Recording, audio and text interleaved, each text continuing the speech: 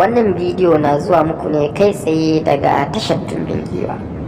Ku like wannan bidiyo, ku danna mana subscribe domin samun dukkanin bidiyoyinmu cikin sauƙi. Mun gode.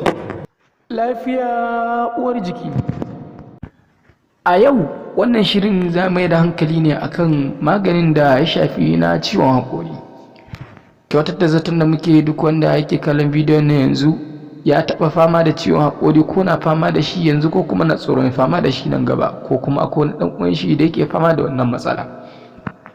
Gaskiya ne maganin ciwon haƙori abu ne wanda yake matuƙar wahala, kuma mutane sun jarraba abubuwa iri da kala, sun kashe kuɗaɗensu ba samu dacewa ba. Amma insha Allah za ku ji daɗin wannan magani, domin ni ma na jarraba kuma na ga amfanin shi. Na jarraba abubuwa da yawa a baya, na kuma jarraba magunguna tun daga asibiti har gargajiya, amma cikin yardan Ubangiji wannan ya ba da maslaha sosai da sosai. Wannan ba wani abu ne ba ko da ba ku sani ba, face abin da ya shafi alimun. Shi alimun yana da sinadarin da yake kashe ƙwayoyin cuta da kuma wasu ƙwayoyin halitta, wanda a ciwon haƙori kuma yana yawan faruwa ne ta yadda ƙwayoyin halittun da suka zauna a cikin haƙori, musamman wani haƙorin da ya kasance ya yi rami, sai su rika yin bori, suna jawo masa matsala da yake sa mutum ya rika jin zogi da kuma tsananin zafi. Idan mutum ya samu alimun, ya nemi ruwa ɗan kaɗan sai ya jefa shi a ciki.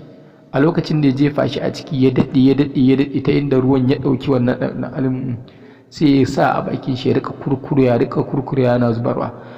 Duk da dai idan mutum ya yi amfani da shi, test ɗin bakin shi zai iya washewa, ta yadda ko da ya ci abinci a daidai wannan lokacin ba zai fahimci ma test ɗin abincin ba. Wannan alamun cewa ya jiƙa kenan sosai. Shi yasa a shawarce mutum ya fara cin abinci tukunna kafin ya kurkura bakin, ta yadda ko da ya ɗauki tsawon lokaci bakin ba test ba damuwa, tunda ya riga ya ci ya kuma ƙoshi.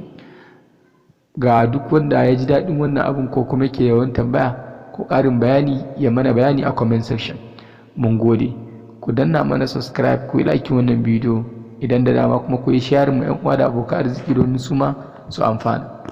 Please don't forget to subscribe, like the video, share it to your friends and family. Thank you. Can never forget about it.